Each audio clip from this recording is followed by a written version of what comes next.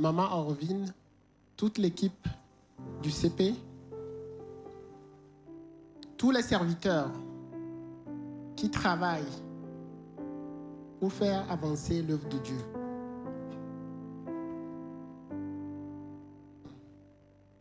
Dieu n'est pas injuste pour oublier tout le travail que vous faites. Et ce matin, nous allons aborder un passage très spécifique. Et pendant que nous serons en train de partager la parole, le Saint-Esprit va te rappeler beaucoup de choses et va te montrer la juste manière de procéder. Fais tout ce qu'il te dira. Et tu verras une nouvelle dimension de gloire dans tes finances et dans ta vie. Aide-moi à dire à quelqu'un, fais tout ce que le Saint-Esprit te dira.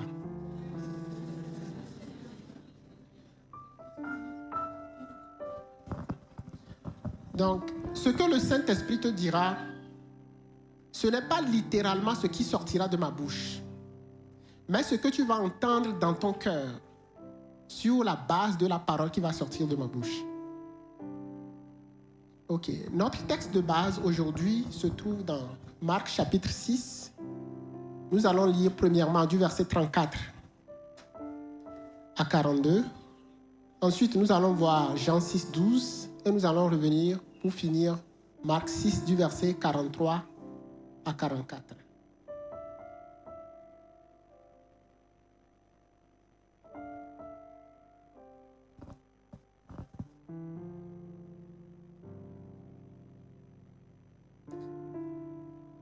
Quand il sortit de la barque, Jésus vit une grande foule et fut ému de compassion pour eux, parce qu'ils étaient comme des brebis qui n'ont point de berger. Et il se mit à leur enseigner beaucoup de choses. Jésus, il y a des versets. Ok, voilà. Il se mit à leur enseigner, voilà le verset 35. Comme l'heure était déjà avancée, ses disciples s'approchèrent de lui et dirent, « Ce lieu est désert et l'heure est avancée. Renvoie-les afin qu'ils aillent dans les campagnes et dans les villages des environs pour s'acheter de quoi manger. » Jésus leur répondit, « Donnez-leur vous-même à manger. » Mais ils lui dirent, « Irons-nous acheter des pains pour 200 deniers et leur donnerions-nous à manger? »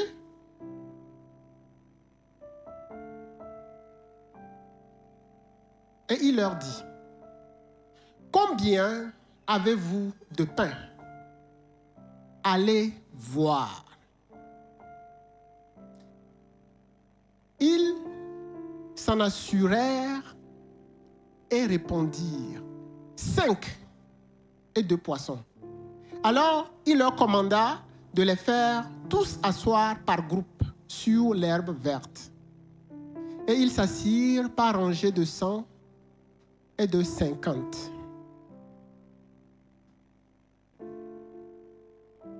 Il prit les 5 pains et les 2 poissons et levant les yeux vers le ciel, il rendit grâce.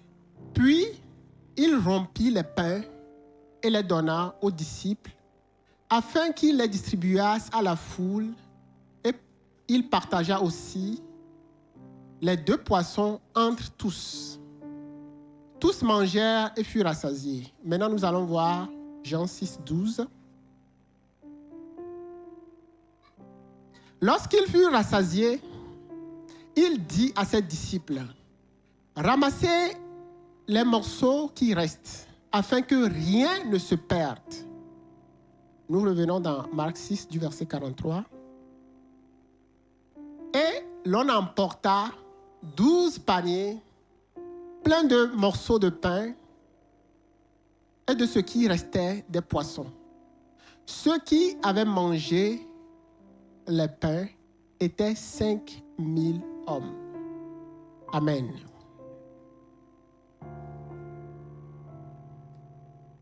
Au verset 34,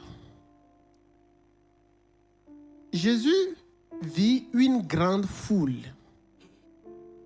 et il fut ému de compassion parce qu'ils étaient comme des brebis qui n'avaient point de berger. Donc, Jésus qui est en toi a vu une grande foule. Pas une petite foule, une grande foule. Et selon les Écritures, minimum 5000 hommes, sans compter les femmes et les enfants. Une grande foule. Et Jésus fut ému. Pourquoi? Parce qu'ils étaient comme des brebis qui n'ont point de berger. Parce qu'ils étaient comme des jeunes étudiants qui n'ont pas de stratégie pratique pour décrocher leur premier boulot dans les 3 mois qui suivent. Donc, Jésus qui est en toi a vu une grande foule, pas une petite foule, une grande foule. Et il fut ému de compassion. Pourquoi? Parce qu'ils étaient comme des jeunes entrepreneurs qui n'ont pas de système d'acquisition de clients de manière prévisible.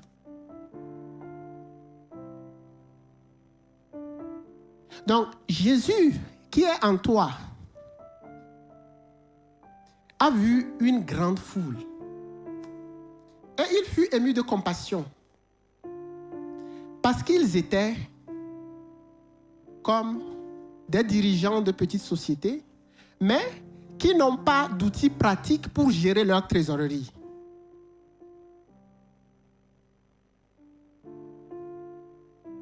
Jésus qui est en toi. Jésus qui est en toi a vu une grande foule.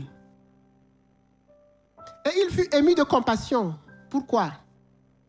Parce qu'ils étaient comme des malades qui n'avaient point de médecin.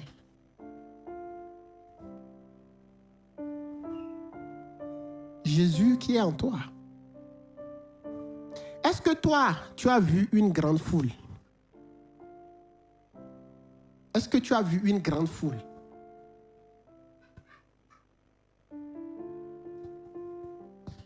La taille de la foule détermine la taille de ta prospérité visible.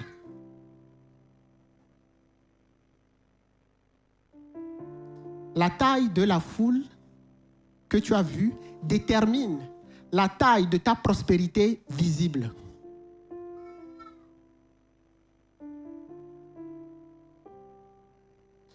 Jésus a bien cerné leurs problèmes. Ils étaient comme des brebis qui n'ont point de berger. Est-ce que toi, tu as cerné le problème de la foule? Parce que la compréhension du problème détermine l'efficacité de la solution.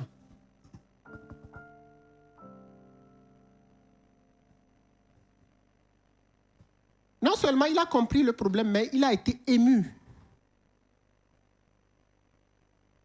Il a été ému de compassion.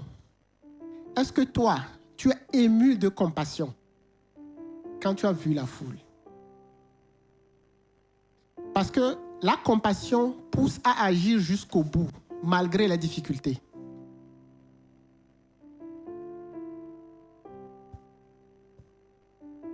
Malgré les difficultés. Donc, Jésus a vu une grande foule. Il fut ému de compassion. Parce qu'ils étaient comme des brebis qui n'ont point de berger. Donc lui, il s'est positionné comme leur berger. Lui-même étant le bon berger.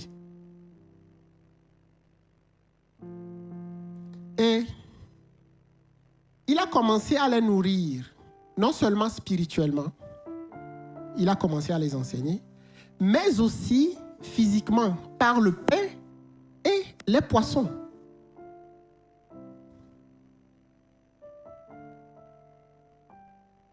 C'est pourquoi il a dit à ses disciples, donnez-leur vous-même à manger. Du verset 35 à 37, comme l'heure était déjà avancée, ses disciples s'approchèrent de lui et dirent, ce lieu est désert et l'heure est déjà avancée. Renvoie-les afin qu'ils aillent dans les campagnes et dans les villages des environs pour s'acheter de quoi manger. Jésus leur répondit, donnez-leur vous-même à manger.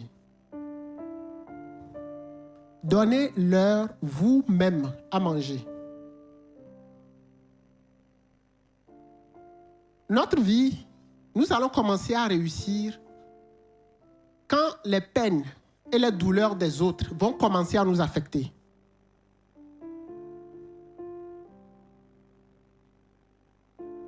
Financièrement, nous allons commencer à réussir quand nous allons commencer à faire des problèmes des autres nos propres problèmes.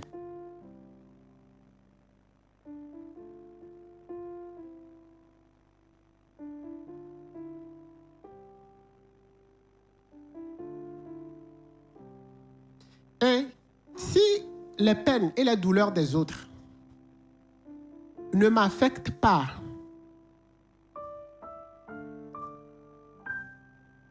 je ne peux pas être riche pour Dieu. Je peux amasser des richesses. Il y a plusieurs systèmes qui ne sont pas liés aux hommes. Je peux semer et récolter. Je peux amasser des richesses. Mais je ne peux pas être riche pour Dieu. Je peux amasser des trésors pour moi-même, mais je ne peux pas être riche pour Dieu. Il y a une différence entre amasser des trésors pour soi-même et être riche pour Dieu. Voyons quelques exemples. Dans Luc 12, du verset 16 à 21, les terres d'un homme avaient beaucoup rapporté. Et il se dit, il raisonnait en lui-même, j'abattrai mes greniers. Je vais bâtir de plus grands greniers. Et il dit à son âme, mon âme, mange, bois et réjouis-toi. Parce que tu as beaucoup de biens pour plusieurs années. Mais Dieu vient lui dire, insensé, cette nuit-là même, ton âme te sera redemandée. Et tout ce que tu as préparé, pour qui cela sera-t-il? Et Jésus conclut en disant, il en est ainsi de quiconque s'amasse des trésors pour lui-même et qui n'est pas riche pour Dieu. Donc, chercher à amasser des trésors pour soi-même ou amasser des trésors pour soi-même, c'est un signe de manque d'intelligence. Jésus l'a appelé insensé. Pourquoi? Parce que Dieu va venir, Dieu va te dire, insensé, cette nuit-là même, ton âme te sera redemandée. Et tout ce que tu as préparé, pour qui cela sera-t-il? Pour qui? Donc, nous voulons être riches pour Dieu. Nous serons riches et notre richesse va profiter à beaucoup d'hommes sur la planète.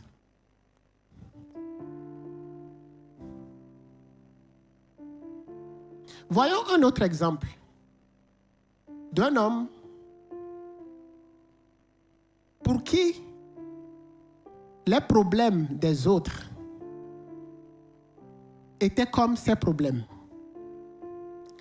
Dans 1 Roi, chapitre 3, du verset 7 à 9, Salomon a donné une réponse à Dieu quand Dieu est venu lui demander qu'est-ce que tu veux que je te donne?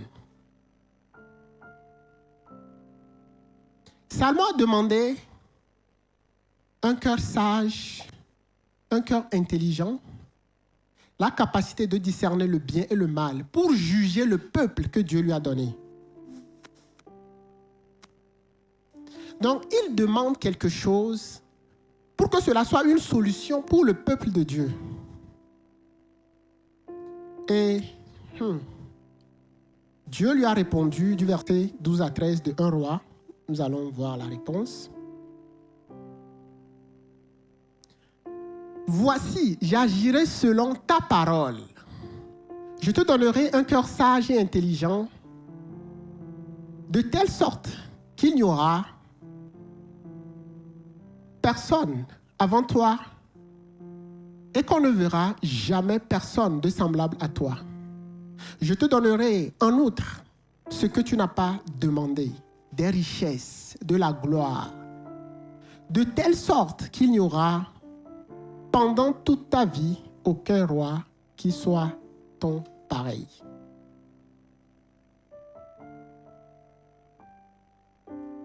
Donc, notre vie va commencer à réussir quand les peines et les douleurs des autres vont commencer à nous affecter. C'est pourquoi Jésus a dit à ses disciples, donnez-leur vous-même à manger. Les disciples, quand ils ont vu la foule, ils ont proposé à Jésus de renvoyer la foule. Beaucoup d'entre nous, quand nous avons vu la foule avec un problème, nous n'avons même pas proposé à Jésus de renvoyer la foule. Nous avons déjà renvoyé une partie de la foule. Et nous avons perdu une opportunité de business.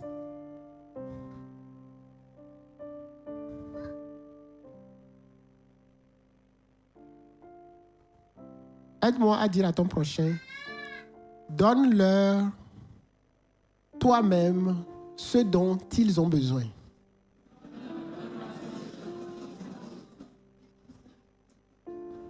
Ne renvoie pas la foule.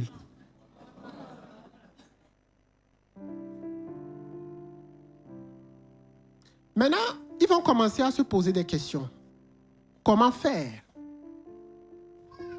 Comment faire concrètement? Comment on fait? Est-ce que nous devons aller acheter des pains pour 200 deniers? Mais Jésus va leur poser une question.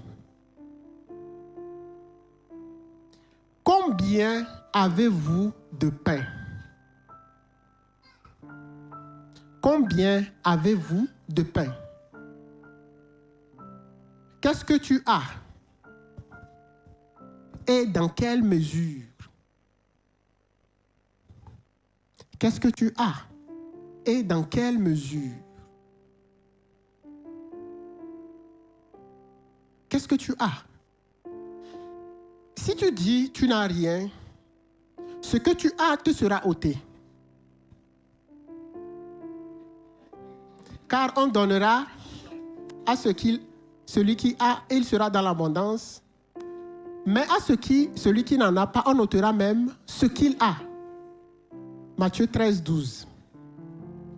On ôtera même ce qu'il a. Maintenant, si tu ne sais pas non plus ce que tu as te sera ôté.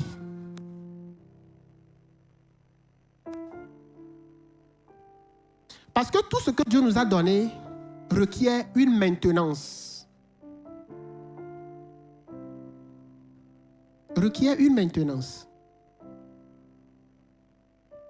Qu'est-ce que tu as et dans quelle mesure? Ok. Quelqu'un dira, j'ai une belle voix. Ok, tu as une belle voix. Mais à quel point ta voix elle est belle?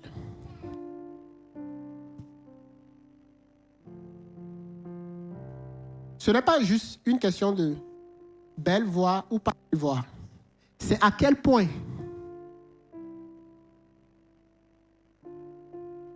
Quelqu'un d'autre dira, ah, moi, j'ai des compétences en marketing. Ok.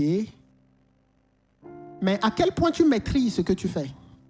Est-ce que tu peux générer des clients pour un business.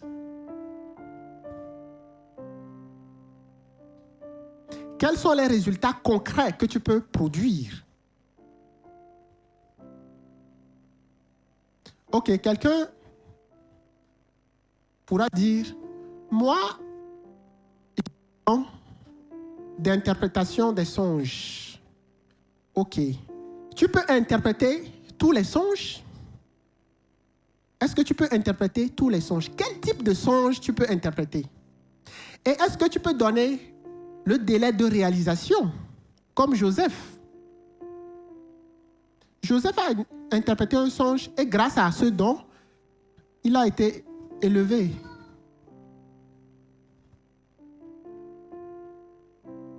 Donc, qu'est-ce que tu as et dans quelle mesure?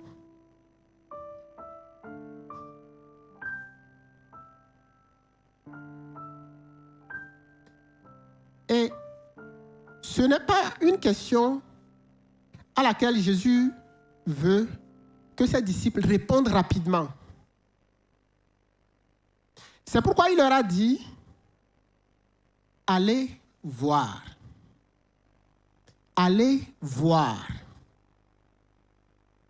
Qu'est-ce que tu as? Va voir ce que tu as. Aller voir signifie quoi? Aller voir signifie aller. Ensuite, voir.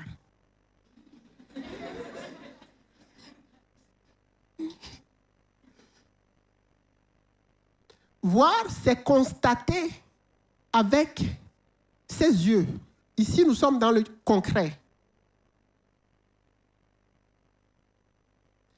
Ce que tu as doit être constatable par les sens physiques.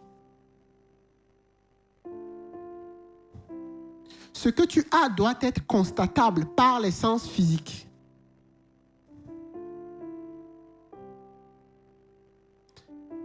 Dieu a créé les sens physiques et il a créé les sens physiques pour un but. Dieu a créé les sens physiques pour servir notre foi.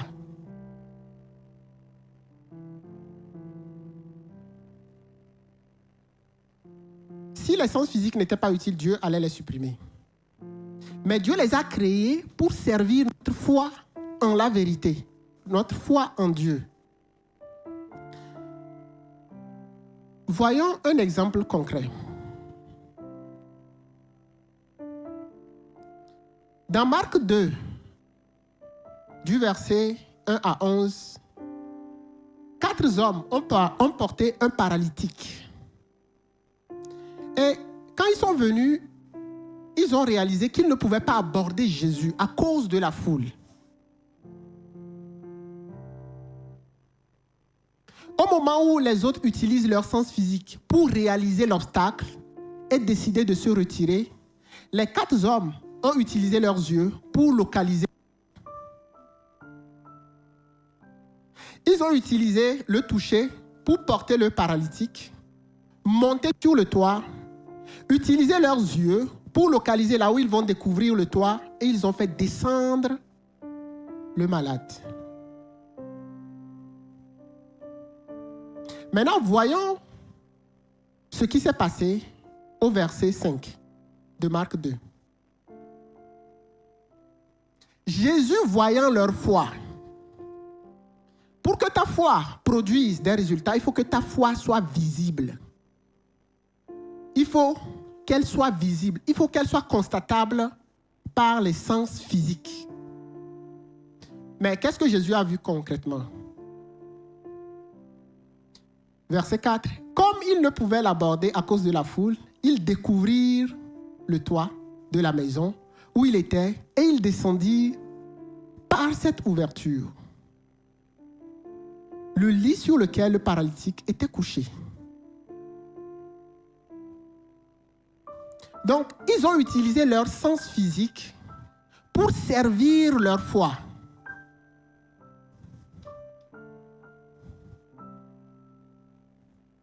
Donc, notre foi, c'est le directeur. Nos sens physiques sont les serviteurs. Le problème vient quand les sens physiques sont le directeur et notre foi devient le serviteur.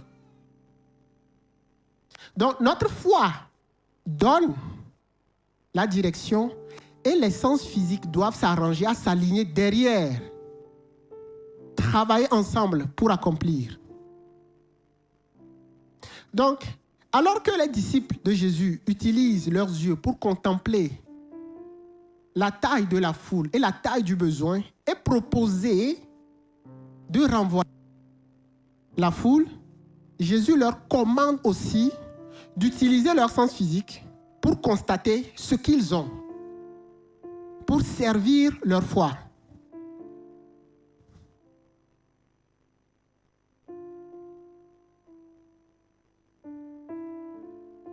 Donc, marcher par la foi, c'est laisser la foi être le directeur et utiliser ses sens physiques pour servir la foi.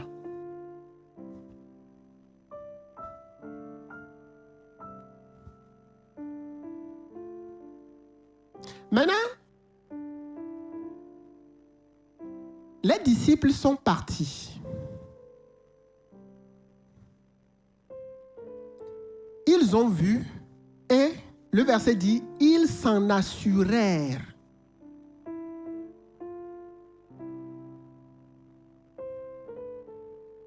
Ils s'en assurèrent et répondirent. Ce que tu dois t'assurer que ça, je l'ai vraiment. Ce n'est pas, tu dis, ok, moi je peux générer des clients pour des sociétés. Ensuite, on te confie une société échec. On te confie une autre société échec. Mais tu as déjà utilisé l'argent pour financer la publicité. Si le frère est à l'église, il te trouve, qu'est-ce qu'il va dire? Donc, ils s'en assurèrent et répondirent. Nous devons nous assurer de ce que nous avons.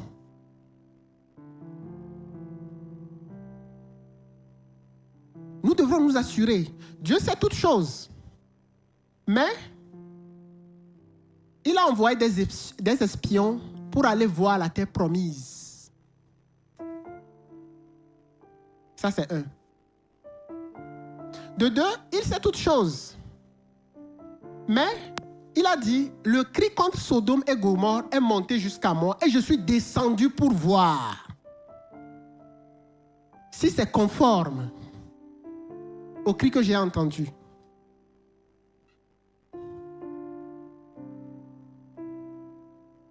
Donc, il faut absolument que nous puissions constater et nous en assurer de ce que nous avons. Sinon, tu risques de vendre des illusions.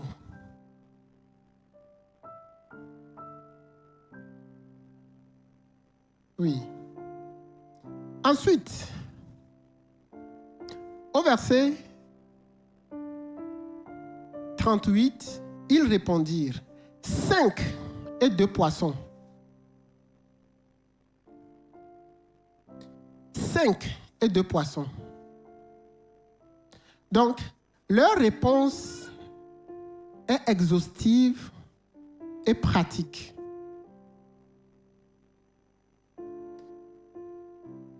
Parce que Jésus leur a demandé combien de pain avez-vous? Mais ils ont compté également le poisson. Parce que le poisson aussi peut servir à solutionner le problème. Donc, en faisant l'état des lieux de ce que tu as, il ne faut pas négliger certaines choses. Il faut prendre en compte tout ce que tu as qui peut aider à solutionner le problème. Ça peut être un ami qui est dans le domaine, qui connaît beaucoup de choses. Tu peux aller lui parler. C'est une relation que Dieu t'a donnée. Pourquoi? Parce que la présence de Dieu avec nous n'exclut pas le déploiement de tous nos efforts.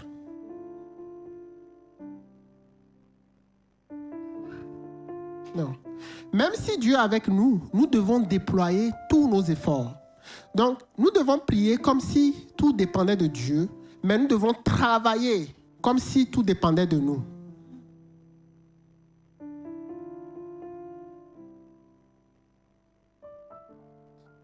Et puis, leur réponse est pratique.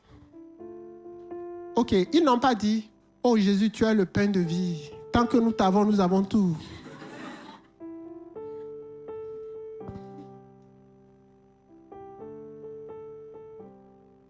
Si nous restons imaginaires, nos résultats, notre prospérité aussi sera imaginaire. Mais moi, je ne veux pas une prospérité imaginaire.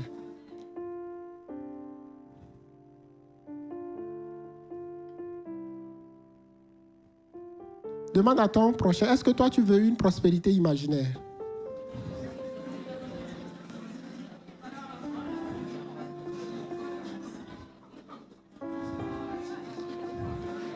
Est-ce qu'il a répondu? Ah, s'il n'a pas répondu, qui ne dit mot? Mais nous allons prier pour lui. Maintenant, Jésus leur a dit, faites-les tous asseoir par groupe sur l'herbe verte.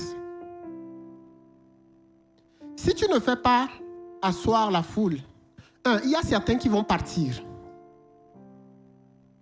Et tu as perdu une opportunité. Si tu ne fais pas asseoir la foule, il y en a certains même qui vont commencer par te mettre la pression par leurs inquiétudes. Ah, il se fait tard. Hein? Oh, moi je dois bouger. Hein? Nous avons fait l'enfant aussi est là. Hein? Comment on va faire? Ils vont commencer par te mettre la pression par leurs inquiétudes. Et puis, ceux qui sont partis, si quelque chose leur arrive en chemin parce qu'ils manquent de force, ça tombera sur toi. Parce que tu n'as pas fait ce pourquoi Dieu t'a placé là-bas. Parce que ta vie est une solution.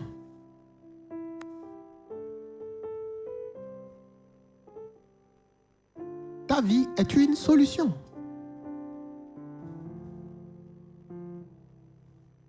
C'est pourquoi Jésus a commandé de les faire asseoir sur l'herbe verte.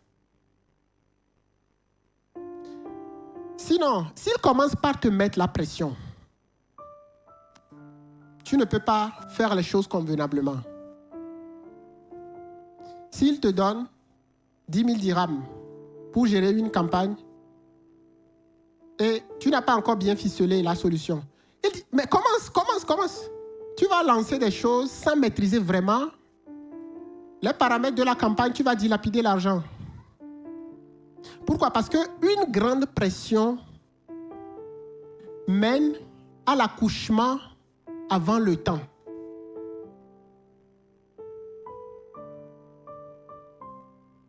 Une grande pression pousse à accoucher avant le temps. Lisons 1 Samuel 4, le verset 19.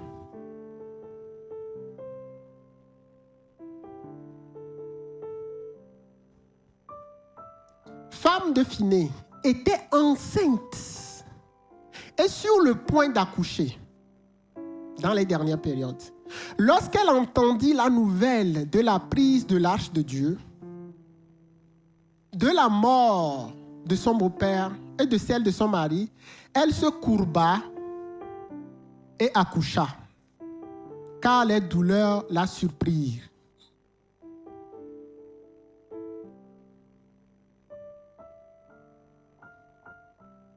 Donc, une grande pression va te pousser à accoucher avant la maturité du projet. Tout comme la femme de Phinée portait un enfant, toi aussi tu portes un projet. Mais si tu subis une grande pression, tu vas accoucher le projet avant la maturité. C'est pourquoi beaucoup de serviteurs, par exemple, de Dieu, ont commencé leur église avant d'être baptisés du Saint-Esprit.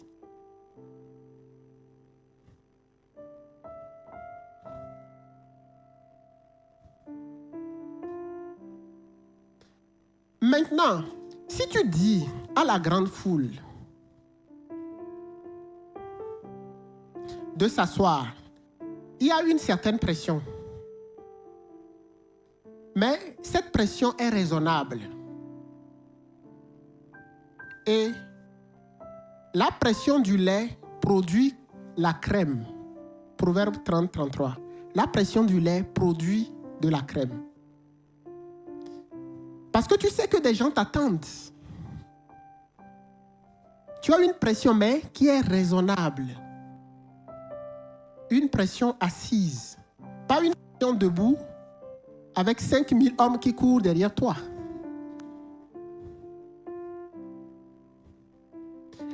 Mais qui t'attend? Toute la création attend avec un ardent désir la révélation des fils de Dieu. Aide-moi à dire à ton prochain, toute la création attend ta révélation.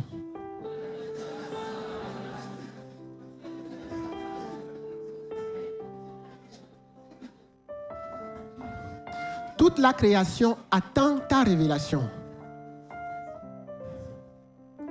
Parce que ta vie est une solution pour une multitude. Maintenant, verset 41. Il prit les 5 pains et les 2 poissons. Jésus prit les 5 pains et les 2 poissons.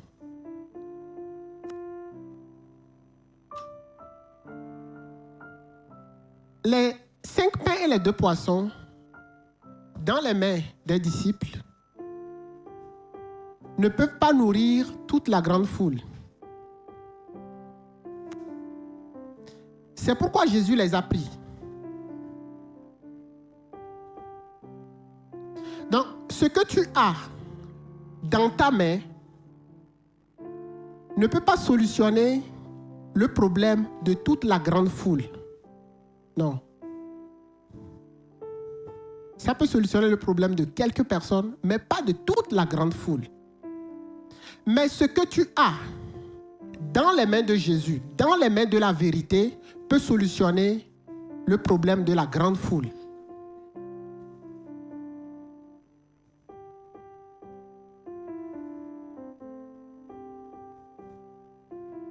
Ce que tu as dans tes mains ne peut pas solutionner le problème de la grande foule.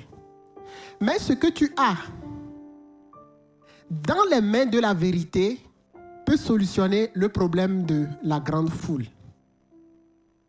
Maintenant, allons et prêtons attention à la vérité. Jésus est la vérité.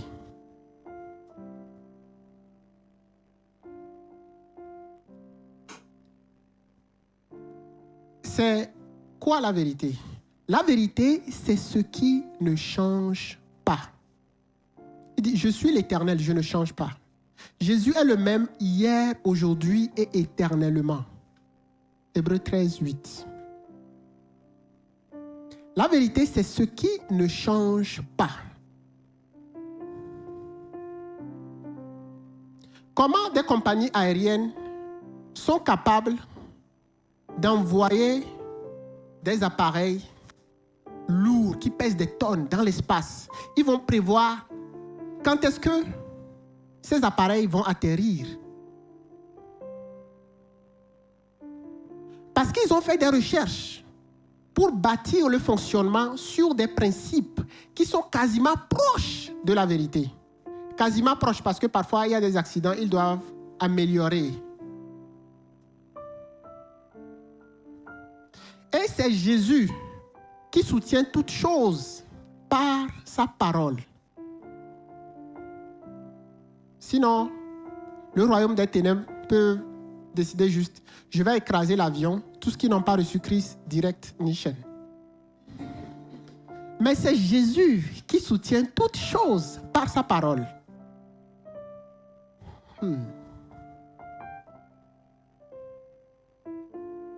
Donc, ce que nous avons doit être apporté à la lumière de la vérité. Avant tout, la vérité produit des résultats sûrs et stables.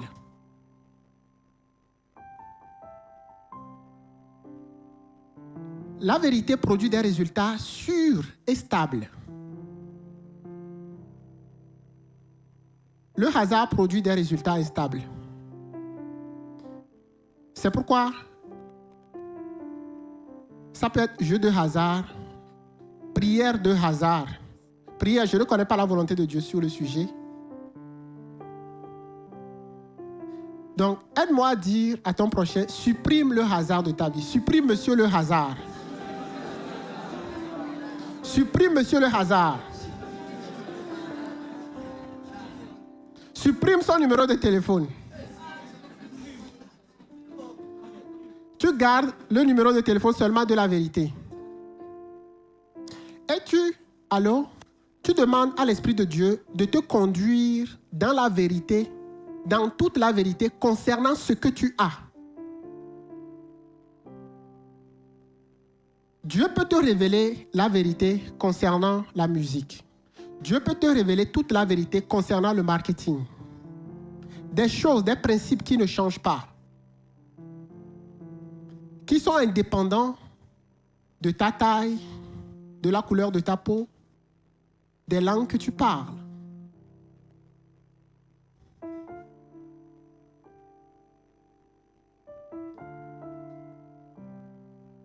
Donc, Jésus a levé les yeux et il a rendu grâce à Dieu.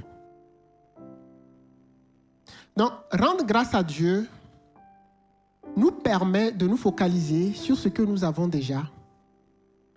Nous permet de nous focaliser sur Dieu, au lieu de perdre du temps sur ce que nous n'avons pas déjà.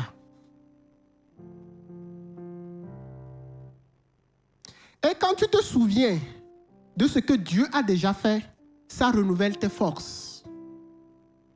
Ça renouvelle tes forces. C'est pourquoi Dieu avait commandé en disant, souviens-toi.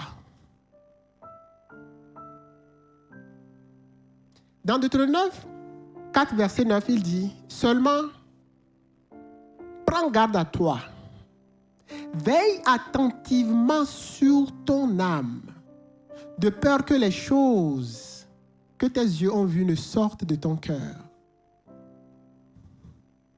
Enseigne-les à tes enfants et aux enfants de tes enfants.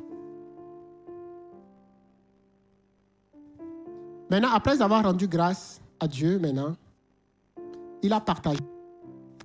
Nous ne devons pas attendre de voir la multiplication avant de commencer à partager, non. À partir du moment où nous avons la connaissance de toute la vérité concernant ce que nous avons, nous pouvons commencer à partager. Et dépendamment de la vérité que nous avons, ça va commencer à se multiplier parce que la vérité a la capacité de multiplier. Et dépendamment de la vérité que tu as, tu peux soit traverser la mer à pied sec ou marcher sur l'eau. Mais ce qui est sûr, tu vas aller de l'autre bord. Donc, dépendamment de la vérité que tu as, tu peux soit attendre que Jésus vienne t'imposer les mains, ou toi-même, tu peux aller toucher Jésus. Et le dernier verset,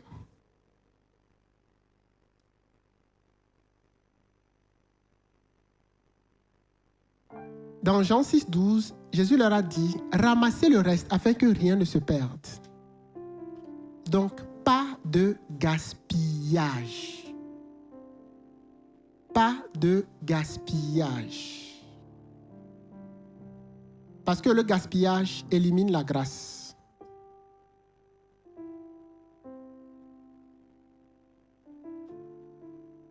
Mais une bonne gestion appelle la croissance. Donc, aide-moi à dire à ton prochain, fais tout ce que le Saint-Esprit t'a dit.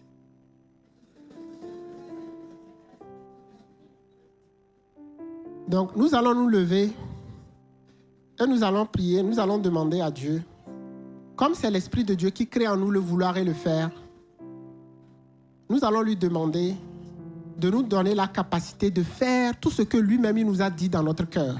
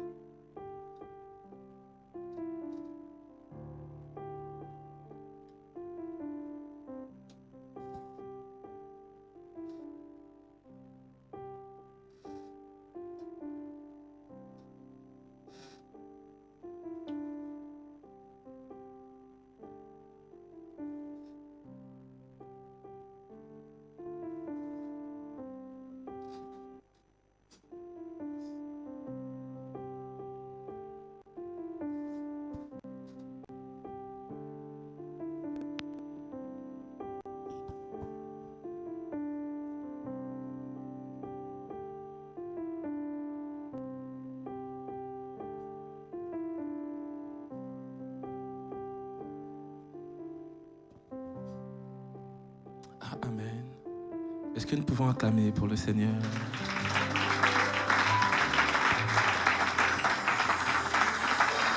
Est-ce que quelqu'un a été béni ce matin?